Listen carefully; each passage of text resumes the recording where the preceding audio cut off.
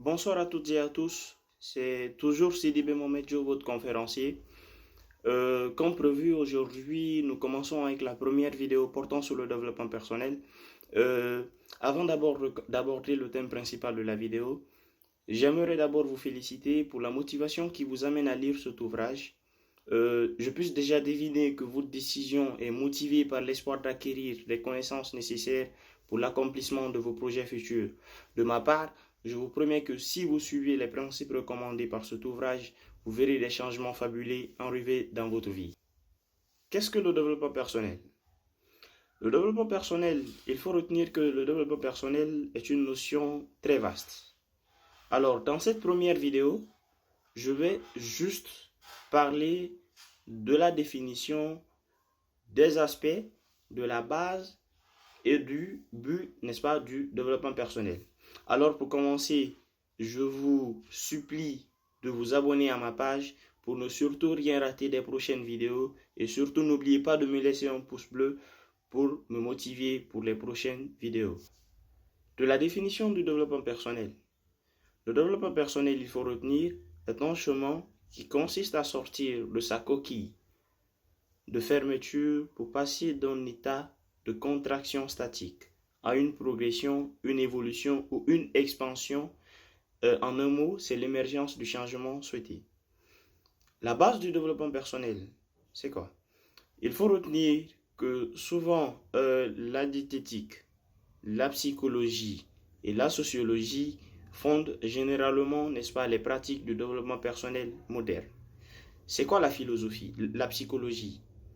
La psychologie, lorsqu'on parle de la psychologie, on veut toucher tout ce qui est lié, n'est-ce pas, à la mentalité, au mental.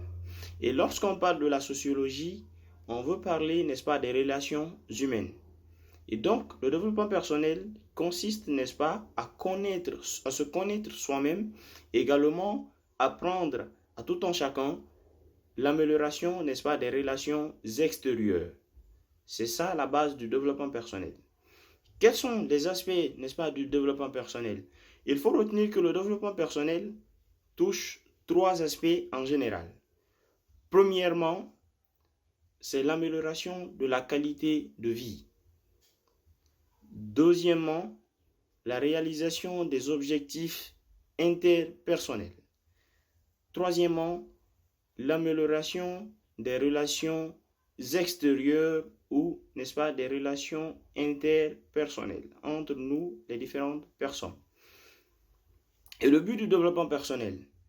Le développement personnel, de par ses aspects qui consistent l'amélioration de la qualité de vie, le renforcement des relations interpersonnelles, la réalisation des objectifs personnels et professionnels, le but du développement personnel, parfois lorsqu'on se retrouve dans des situations où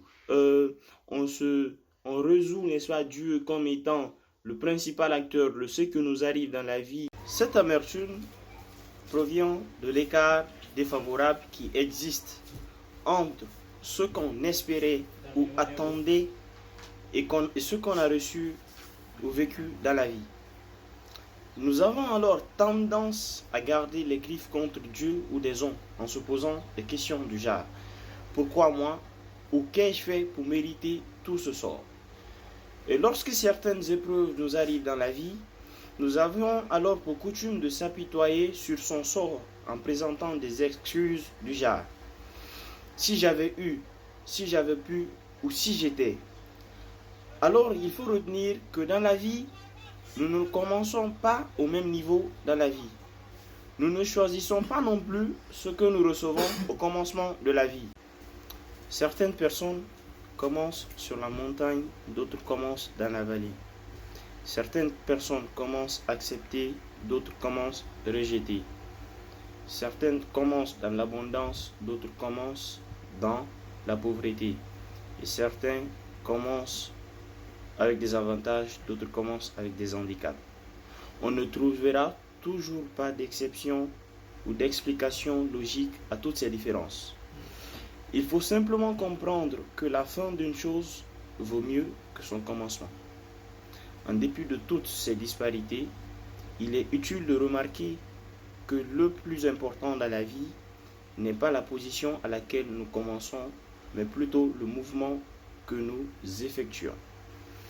Soit nous ajoutons à ce que nous avons reçu, soit nous gaspillons ce que nous avons reçu, soit nous nous contentons de... La bonne nouvelle est quoi? La bonne nouvelle est que nous recevons tous quelque chose au commencement de la vie. C'est ainsi que de bonnes personnes naissent dans une famille pauvre et finissent riches.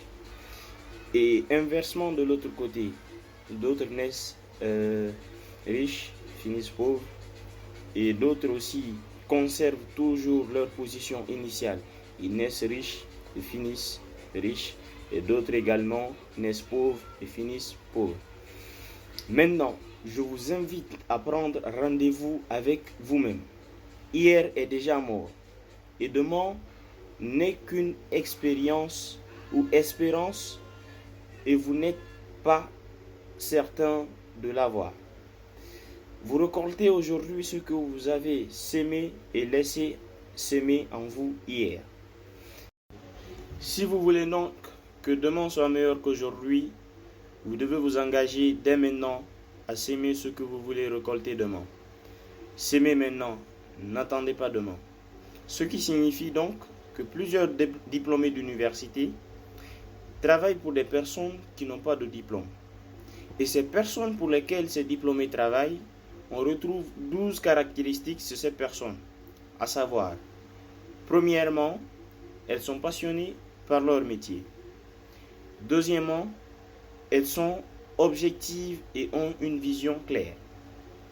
Troisièmement, elles agissent pour atteindre leur objectif. Et quatrièmement, elles ont une bonne image d'elles-mêmes. 5. Elles ont appris à être responsables. 6. Elles sont disciplinées. 7. Elles ont appris à développer une attitude positive. 8. Elles sont intègres. 9. Elles créent autour d'elles un environnement favorable. 10. Elles savent communiquer efficacement. 11.